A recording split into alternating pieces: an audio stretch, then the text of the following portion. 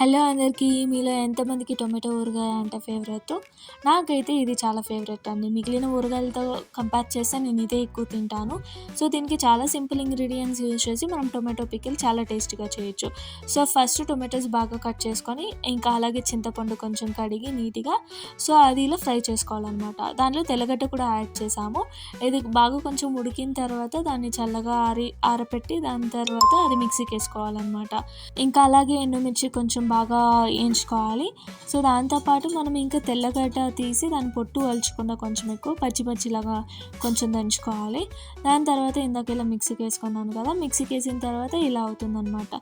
ఇప్పుడు దీన్ని కొంచెం ఎక్కువ ఆయిల్ వేసి దాంట్లో ఇంకా మిర్చి ఇంకా తెల్లగడ్డ వేసిన తర్వాత దీనిలో టొమాటో పచ్చడి యాడ్ చేసి బాగా అలా కలపెట్టి మిక్స్ చేయాలన్నమాట.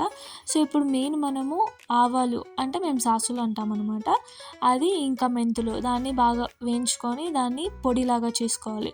అది దీనిలో యాడ్ చేసి బాగా ఫ్రై చేయాలి. బాగా ఫ్రై చేసిన తర్వాత ఈ కలర్ వచ్చాక ఇంక తీసి ఇంక తిని టేస్ట్ ఎలా ఉందో చూడండి.